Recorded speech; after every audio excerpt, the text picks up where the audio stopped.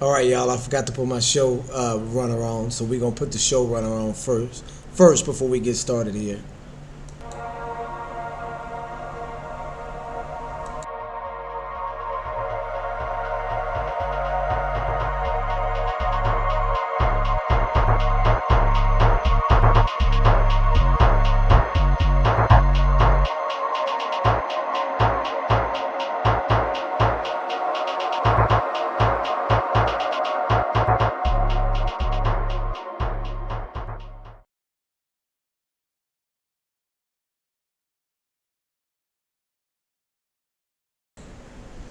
Shalom, shalom, Mishpachai. This is Jared Yao checking in.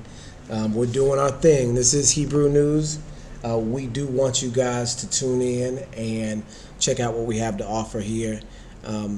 We want to get back to the topic at hand, which is identifying correctly in Scripture the associated people in the text so that we can understand what's going on around us and we can properly identify and prophesy with the spirit of truth that Abiyah gave to us. So we want to identify who Esau is in history and who he's not. Right now you have a wild doctrine that is, proliferated, I would say, in Israelite camps and is steering people in the wrong way. And I think that it's done with the nefarious purpose. I don't think it comes from our community. I think it comes from a different community, and we'll talk about that. But before we get into it, about where this concept comes from, we have to talk about the concept first. So this is Esau being white, you guys. Esau was never ever white, never ever ever. And it is important that we know this, because what people are doing is putting Esau in prophecy where he doesn't belong. And of course, you'll never, ever, ever understand prophecy. If you understand Esau to be white, you'll never understand prophecy. All right, so the first place we're going to start, or what we're going to do, is we're just going to do a quick rundown on some of the things that we spoke about yesterday.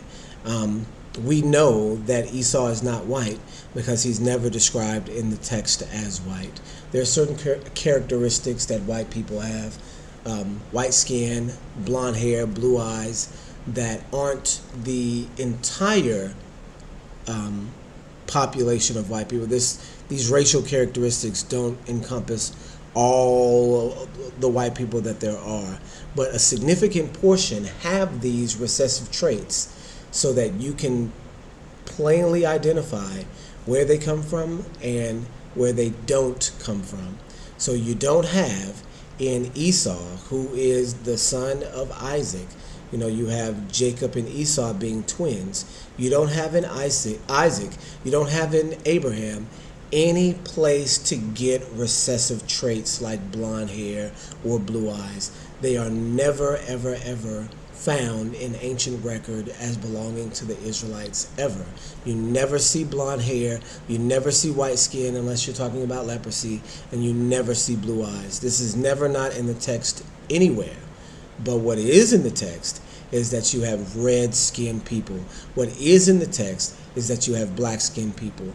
What is in the text is that you have curly, wool-headed, black-haired people.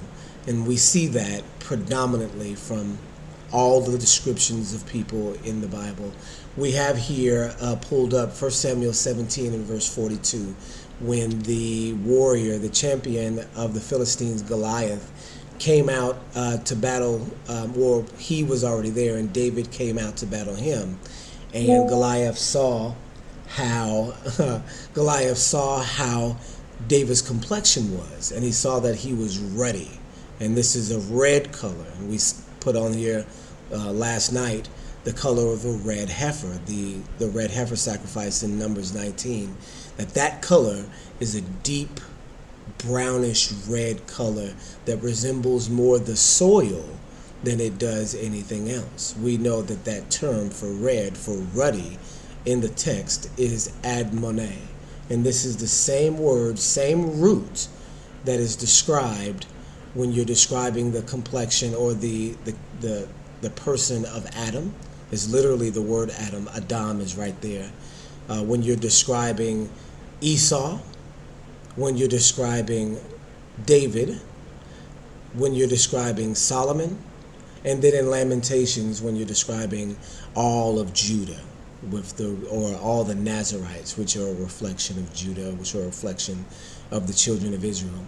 We see this complexion, we see this color, without a doubt, you guys, in the text describing our people as brown, red people.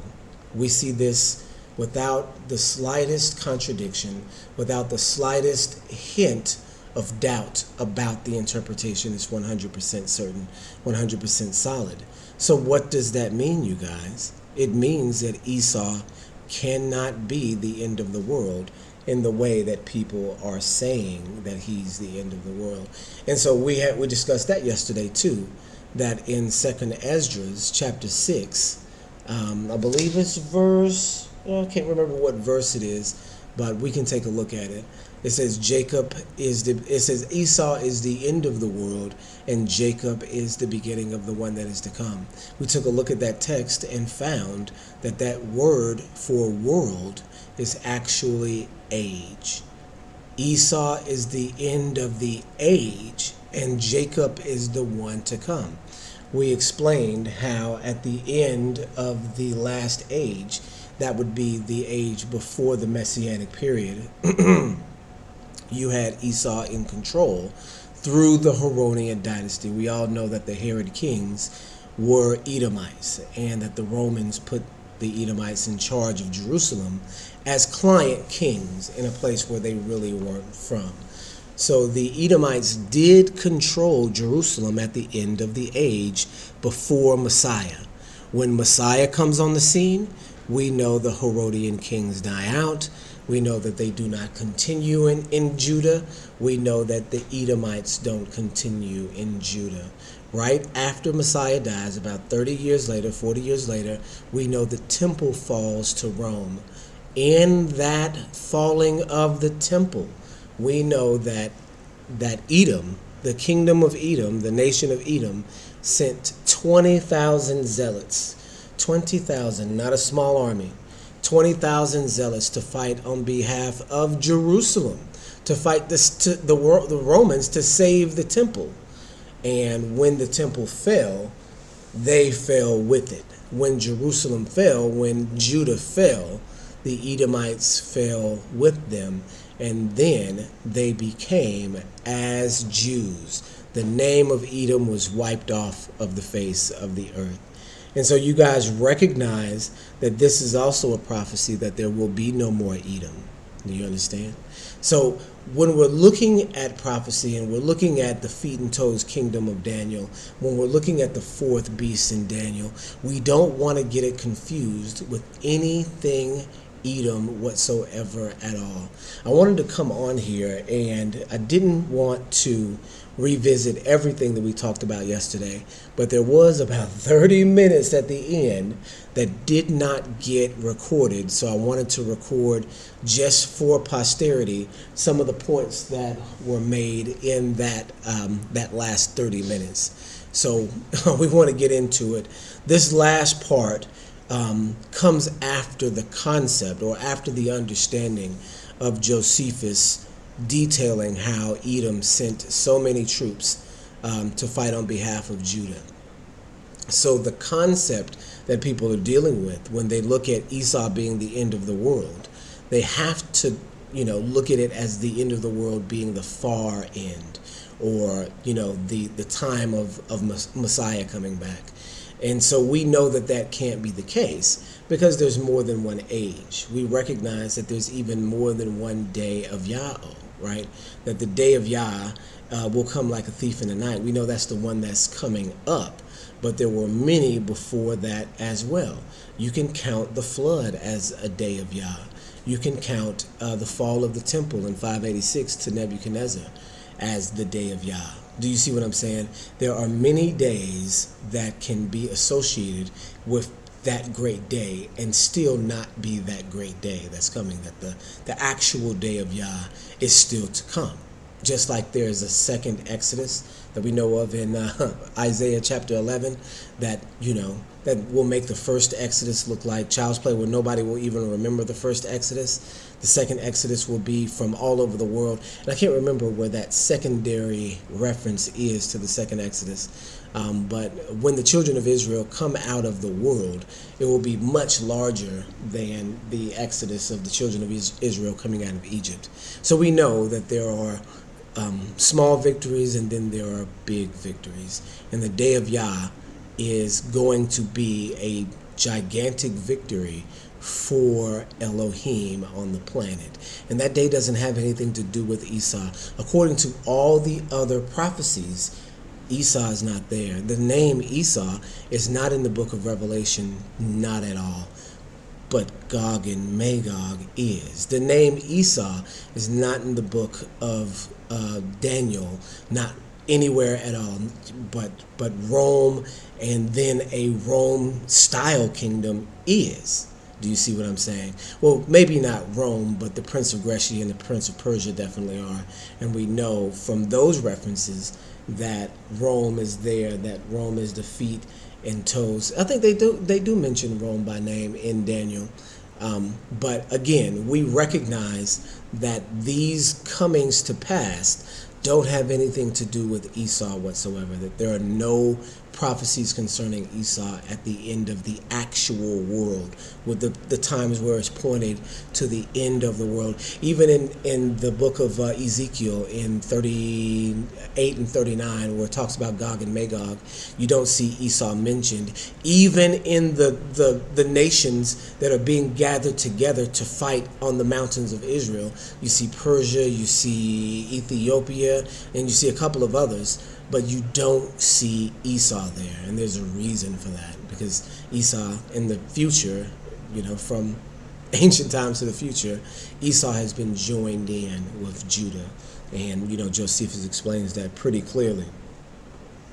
So going from there, we have the concept that Rome was somehow joined to Edom, and then the joining of Rome and Edom brought about white people.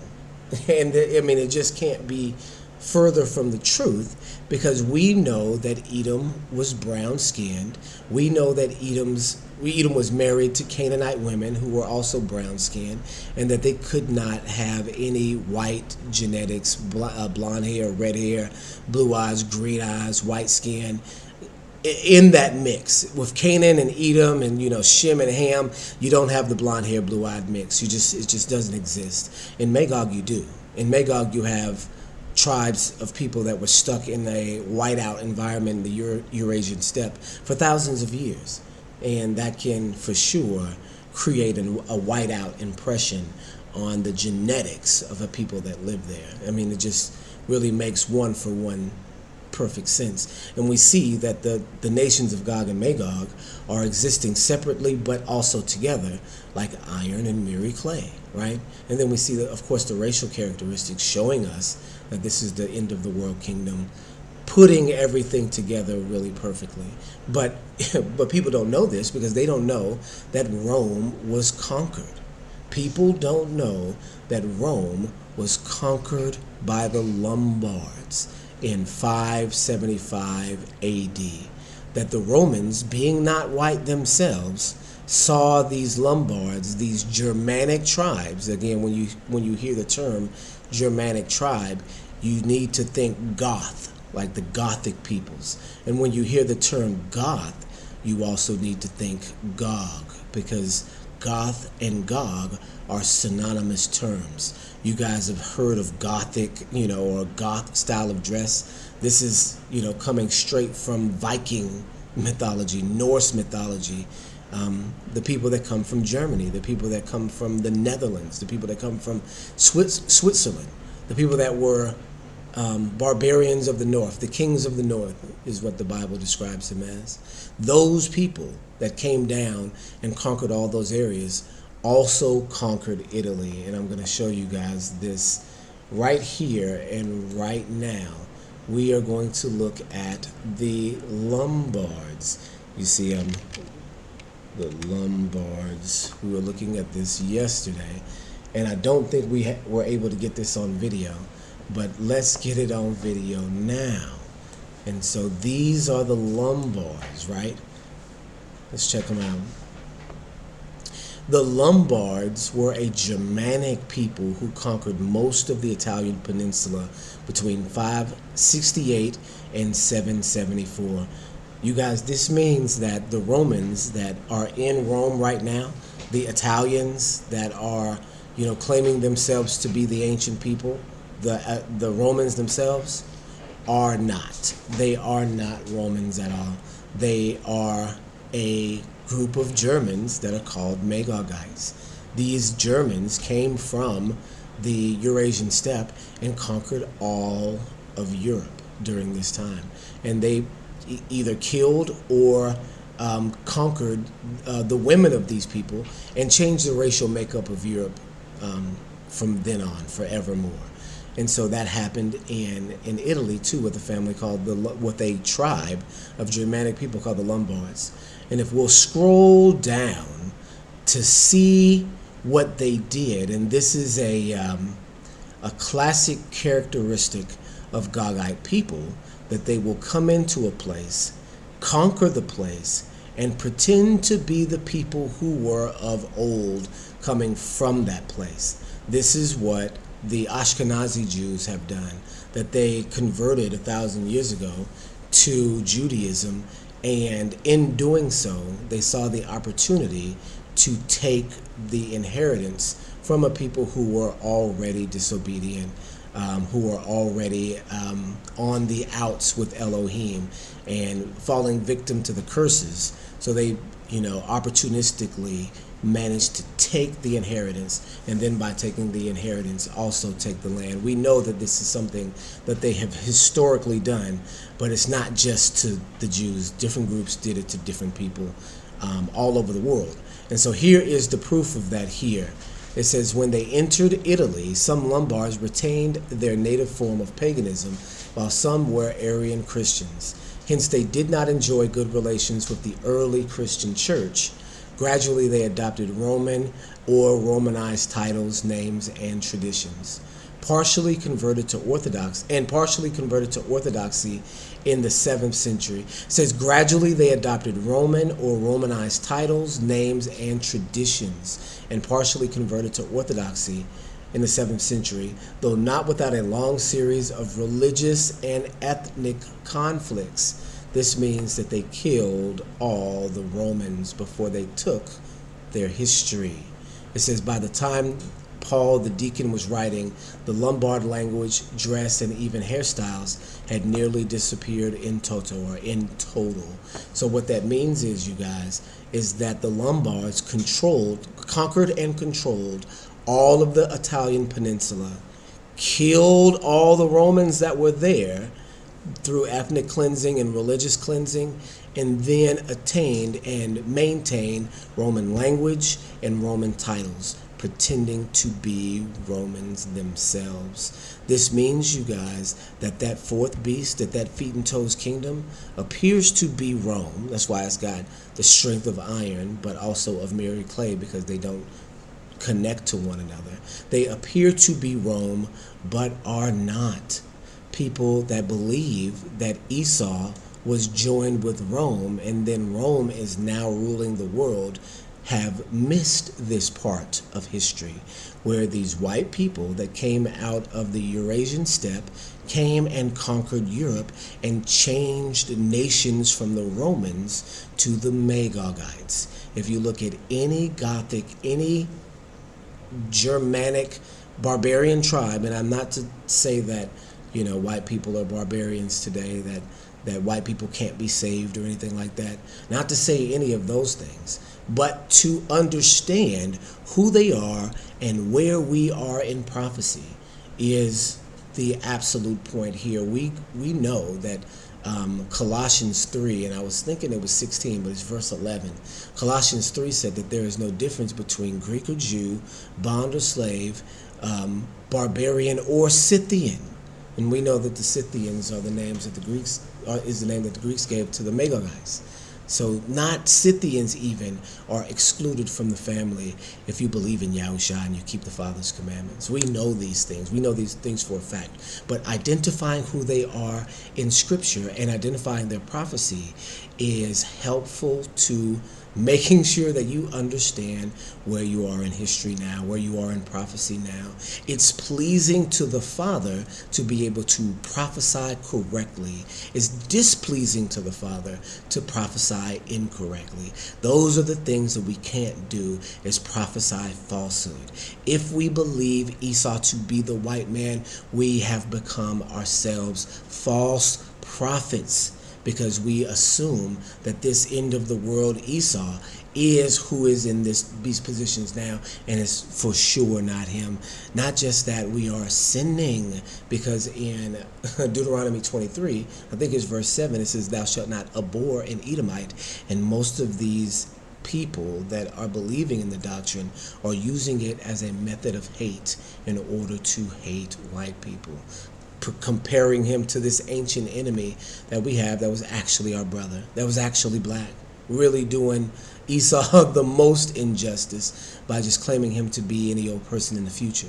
No, Bible specific prophecy, specific by name prophecy.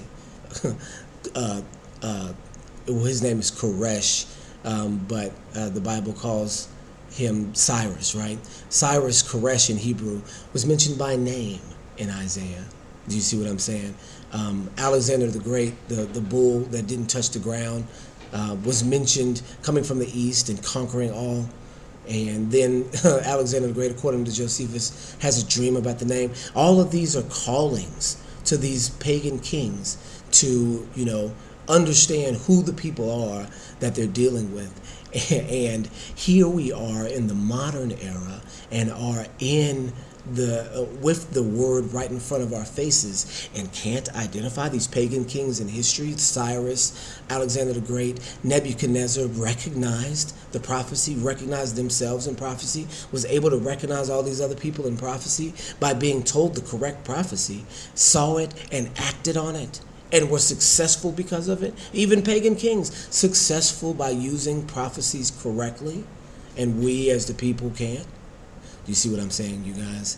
This right here, this concept of the Germanic peoples conquering and displacing the Romans, destroys the idea of Esau being white, because these people are the people that came and destroyed Rome. Rome is gone. Rome is defeated. They cannot be the final kingdom, but there is a kingdom that appears to be like them, and that's the Magogites. That's who we're dealing with here. There's a proof to this that people aren't going to even take seriously, but here, we were looking at this yesterday. Vince Lombardi.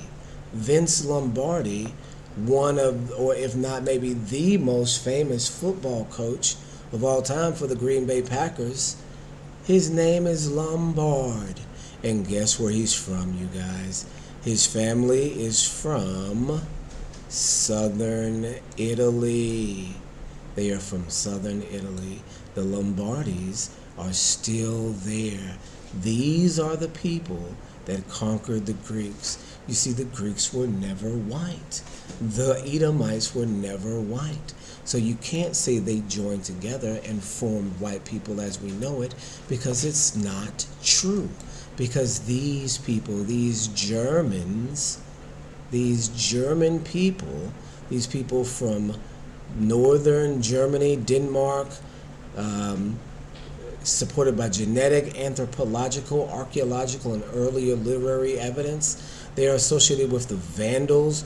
They're associated with all of these pagan gods. They're associated with the Saxons. You guys heard of Anglo-Saxons before? The Anglo-Saxons were a German tribe. I want to show you guys the Saxons here. And I'm not seeing them, but they're through here. I think there was 20,000 Saxons that joined them at some point in time. As you can see, I've clicked on some of these. But yeah, to see all of these people are Germanic tribes, are people that come from the Eurasian steppe. And we know those people to be Magogites. We know it for an absolute fact. There's no way around it. There's no way around it at all. We talked about that Esau, the children of Esau, the Edomites, joined the Judites against Rome. So you can't say that they joined Rome, because that never happened. And if they did join Rome, which they didn't join together and make white people, because that group would have been conquered by this group, by this next group that came in, called the Lombards, called the Vandals, called the Ostrogoths, the Visigoths, called the Vikings. These people were a conglomerate group of people called Magog. And we live right now in a Magog world. It is very important for you to understand that this is where prophecy starts. This is where real prophecy begins. You guys, you have to understand that Elohim is not pleased with false prophecy. You have to do it the right way. You have to do the work behind it. You have to have the understanding given to you. You have to ask for it. Because sometimes in this world, you can be given things and it may sound cool or sound right, and then you just go along with it and you repeat it, and then you've become a false prophet by not doing your research. You've made yourself into a false prophet, worse than you were maybe when you were in Christianity. Because you can be keeping all the laws and the commandments and got everything else wrong and got your heart wrong. We know that it takes a circumcision of the heart. We know that Elohim Yahweh is not pleased with us if we're taking hate doctrine, especially hate doctrine in a direction where the scripture tells us don't do it. Because here, and I'm just going to put it here on the screen really, really clearly, Deuteronomy 23:7 says, "You shall not despise an Edomite. You shall not detest an Edomite. You shall not abhor an Edomite." So that's a thou shalt not, you guys. And this is what I'm saying. This is why we know that the doctrine that we have must have been created by someone who knows the Bible well enough to put it in our community to cause us to sin. Because this is not something that we would do naturally, come up with this style of false prophecy. No, this has to be designed, you guys. It has to be designed. And I was going to lean back, but I don't think I have the ability to lean back and still be seen. This false prophecy was designed, you guys. And the elements within it, the fact that there's a scripture against it, lets us know that it was designed. And it also lets us know who it was designed by, right? Turns out this doctrine of Edom and Rome being the same entity does come from a place in an ancient context. But it's not a place that you want to go to for your prophecy. You don't really want to go there for anything. It comes from the Talmud. The thing about it, you guys, is the people that were in Jerusalem, that were Talmudists, that were Pharisees, saw ancient parallels in everything that they did. Of course, the Bible talks about there being a modern day Babylon, and that would have been Rome at the time. But what they also liked to do was connect other enemies of ancient Israel to their modern enemies. And so that would be Amalek, and that would be Esau, right? That would be Edom. And so what the Talmudists did, even though there was no real connection, is they would call Rome the new Esau. And they would mingle those terminologies together in order to inflame the spirits of the people that they were preaching to, because they would know who Edom was, they would know who Esau was, and they would know the oppression of Edom in the ancient times, and then see the oppression of Rome in the modern times and make the connection. And that ancient hatred can then be applied to the modern enemy. That's a Talmudic strategy. And it's a false one, of course, because we know that there's no connection there. But that means that people who are familiar with the Talmud are the people that came up with this doctrine, you guys. That is a direct arrow pointing towards a certain people, the people that are Talmudists today, and that'd be the Ashkenazi Jews.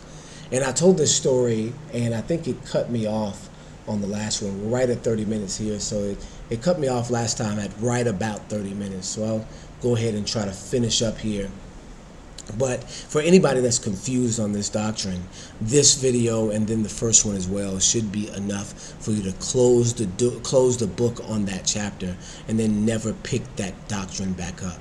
It's just a proliferation, a plethora of information disproving the concept that Esau is white. It's so ridiculous it shouldn't even be mentioned. And I pray one day that it never is mentioned again. Because of the ridiculousness of it, but what we understand without a doubt is that the Ashkenazi people know the Talmud and they know the tricks of the Talmud, and we don't. We don't know any Talmudic tricks. We've been, ostracized from our heritage. We discontinued from our heritage, is what it says in Jeremiah 17. We know this to be the case because we don't know who we are today.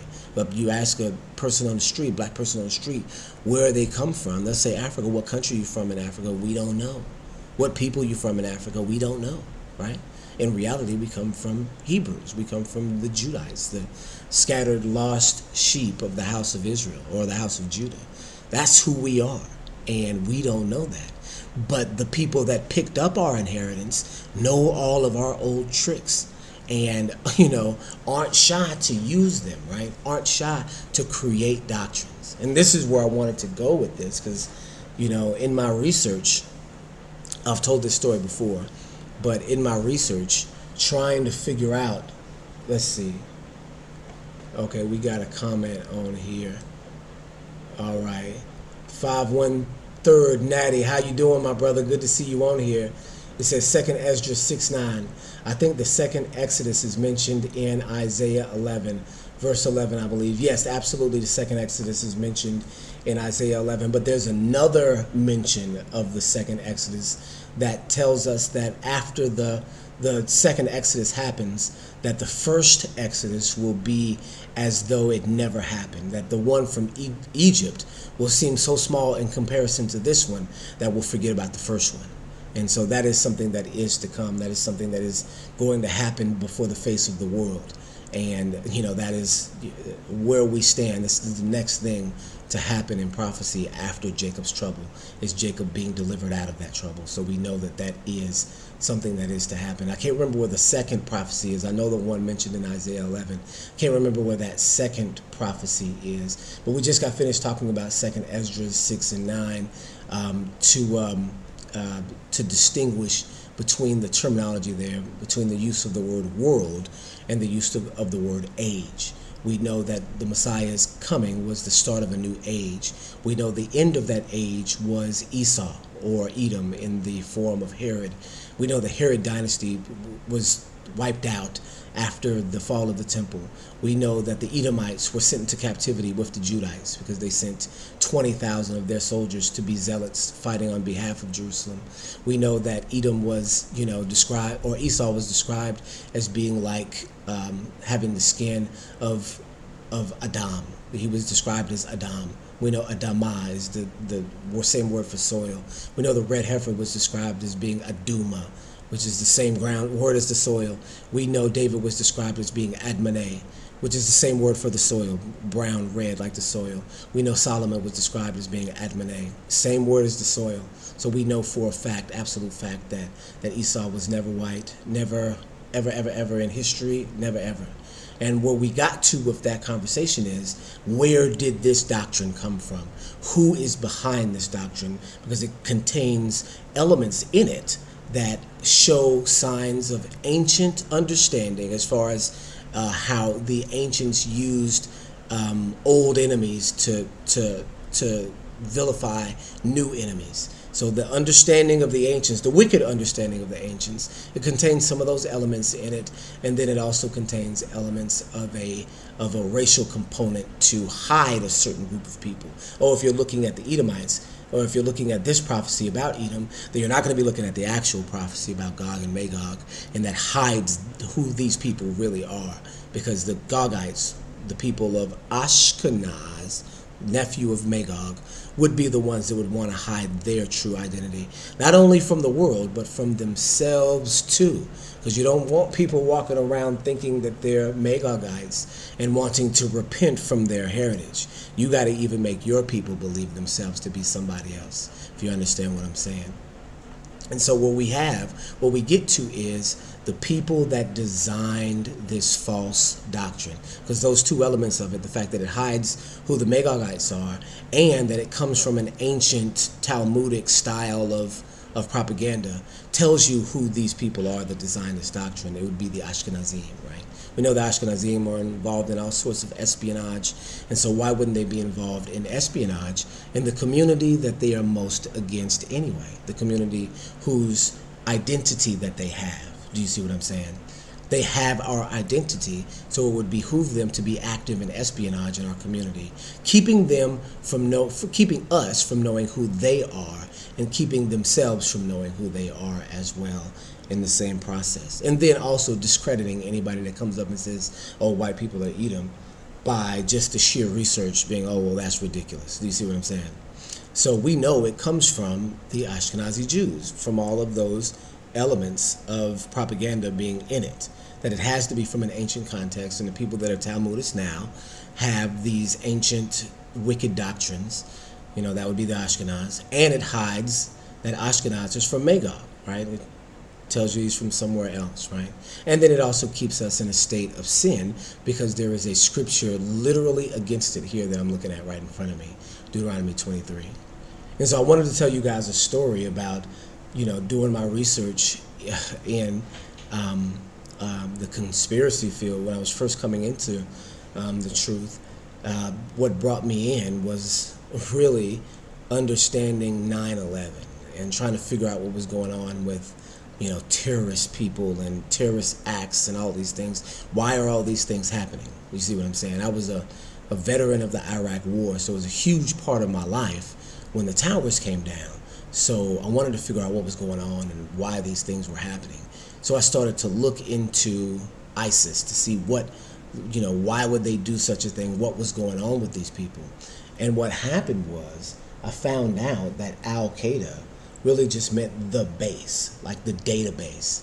And what Al-Qaeda was actually a database of mercenaries that was run by the CIA. That they had literally a computer with a database that was full of names of Middle Eastern mercenaries, and that those Middle Eastern mercenaries would do anything for money. They would do whatever, and that's what Al-Qaeda was. Just anybody that they could reach out to start a war. And guess what? One of the people that was in that database that was trained American was Osama bin Laden. You see what I'm saying? So all of these things were pointing back towards American intervention or American designing of this attack on America in order to fulfill some wild means, right? And so I'm looking into ISIS and ISIL and all these different groups, and I see a website that's called isis.gov. And I said, isis.gov. And somebody's pointing it out to me and said, yeah, you should look at this website and see who ISIS really is. I'm thinking, wait a second, let me take a look at it. And it's a literal military website. It's got a .gov address on it. And so I go into the website and I start to take a look at some of the things that were happening. It was a beautifully built website. It's got animations, and it's got people that looked like that they were soldiers, that they were in camouflage, but some of them had beards, some of them were wearing, kind of like things that wouldn't be associated with the military. So they turn out to be a special forces group. There's a special forces group called ISIS. And not only are they a special forces group, they're run by the government. And they are run by the government for contract, for sale. Do you see what I'm saying? The website was an advertisement for them being, paid mercenaries that are able to just do these terrorist events as Americans, like disguise as Middle Easterners, and then do terrorist events. We know that to be the case because I look on their website and I click under the tab of capabilities, and they've got like 2 long lists of capabilities, right?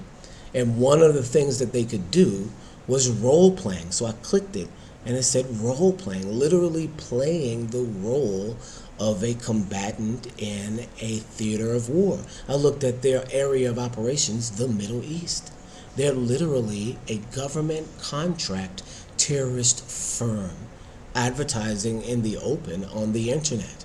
And I said, wow, you guys, it's crazy. I said, wow, that's crazy that this would be wide open in front of us this way. But that's not all they could do. They could do something that's much more dangerous than just pretend to be terrorists and attack. One of the other categories that were under their capabilities was doctrine writing, y'all.